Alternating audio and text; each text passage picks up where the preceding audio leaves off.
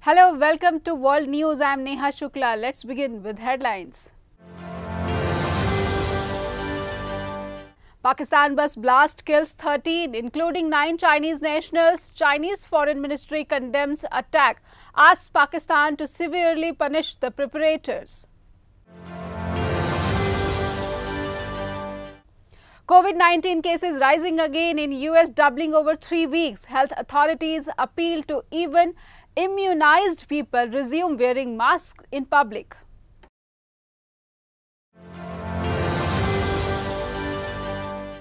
And Justin Narayan wins the MasterChef Australia Season 13, becomes the second Indian origin to win MasterChef Australia.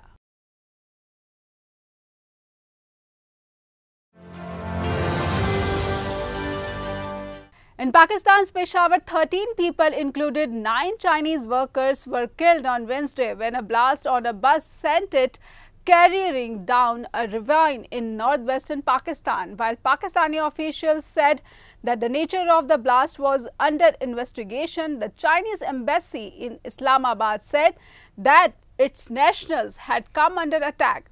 In a statement on Wednesday, the Chinese embassy said that a certain project of a Chinese firm in Pakistan suffered an attack, which caused the deaths of Chinese nationals. It urged Chinese firms to strengthen their security procedures and called for the swift arrest of the attackers.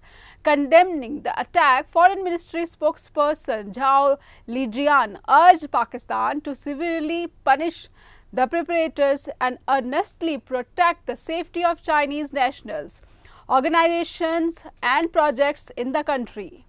The ill-fated bus, which was carrying Chinese engineers, surveyors and mechanical staff to the Dasu Dam construction site in Khyber Pakhtunkhwa province, a local government official who did not want to be named told that the blast sparked a fire in the engine, plunging the vehicle into a ravine. He further told that 28 Chinese nationals were injured. Meanwhile, a senior local police official, who also asked not to be named, confirmed that it was a heavy blast, but its nature is not known yet. The security of Chinese workers has long been an issue of concern in Pakistan. Large numbers of them are based in the country to supervise and build infrastructure projects. In April, the Pakistani Taliban claimed responsibility for a deadly suicide blast at a luxury hotel hosting the Chinese ambassador, who was unhurt in southwest Balochistan. The group has recently claimed a string of attacks not only in Pakistan's restive tribal areas along the Afghanistan border, but also in the country's cities, including the capital Islamabad. There have been signs in recent months that the Pakistan Taliban have been regrouping along the Afghan border, claiming frequent clashes with security officials. Beijing has poured billions of dollars into Pakistan in recent years to boost the country's infrastructure.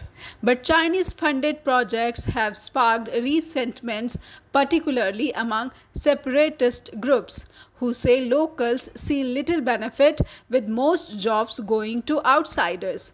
In 2019, gunmen stormed a luxury hotel in Balochistan overlooking a flagship Chinese-backed project, the Deep Water Seaport in Gwadar, that gives China strategic access to the Arabian Sea, killing at least 8 people. And last June, Baloch insurgents targeted the Pakistan Stock Exchange in the commercial capital of Karachi, which is partly owned by Chinese company. Bureau Report, Garh Punjab. The United States said that it is ready to ship its COVID-19 vaccines expeditiously. However, it is waiting for the Indian government to give a green signal for it.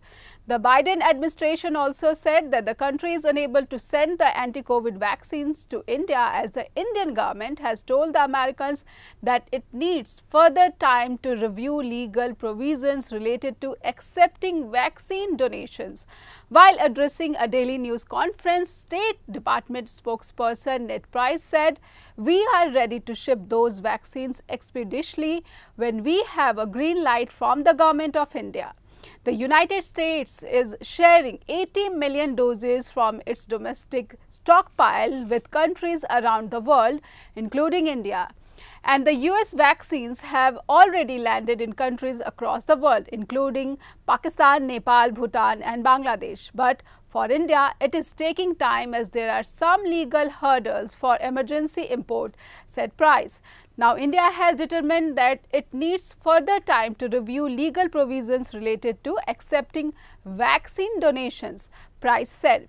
He further added that more broadly in the region, throughout South Asia, we are donating millions of vaccines to Afghanistan, Bangladesh, Bhutan, Nepal, the Maldives, Pakistan and Sri Lanka. Roughly 40 million doses have been delivered worldwide so far. Responding to another question, Price said that the COVID-19 cooperation between the two countries is built on decades of successful partnership in health and biomedical research. Price, however, said that India's pharmaceutical sector is strong, it's well established. It has played a central role in manufacturing vaccines for global use over some time, and we are thus pleased that US pharmaceutical companies in turn are coordinating with their Indian counterparts since the beginning of the pandemic. Right. But at the same time, the COVID-19 curve in the United States is rising again after months of decline. Over the past 3 weeks, new COVID cases doubling per day, with the fast-spreading Delta variant lagging vaccination rates and 4th of July gatherings. Confirmed infections climbed to an average of about 23,600 a day on Monday, up from 11,300 on June 23rd. According to Johns Hopkins University data, and all but 2 states, Maine and South Dakota, reported that case numbers have gone up over the past 2 weeks. Co-director of the Infectious Disease Division at Washington University's School of Medicine in St. Louis, Dr. Bill Powderly said it is certainly no coincidence that we are looking at exactly the time that we would expect cases to be occurring after the July 4th weekend. At the same time, parts of the country are running up against deep vaccine resistance, while the highly contagious mutant version of the coronavirus that was first detected in India is accounting for an ever larger share of infections. Nationally, 55.6% of all Americans have received at least one COVID-19 shot, according to the Center for Disease Control and Prevention. The 5 states with the biggest 2-week jump in cases per capita all had lower vaccination rates: Missouri 45.9%, Arkansas 43%, Nevada 50.9%, Louisiana 39.2% and Utah 49.5%. To settle down in UK, a total of 254 millionaires from India have used the so-called Golden Visa through a large investment into the country since the route opened in 2008. According to a new report released by a UK-based anti-corruption charity Spotlight on Corruption on Monday, Indians ranked as the 7th nationality of super rich to have availed of the Tier 1 investor visa, adding up to 254 between 2008 and 2020.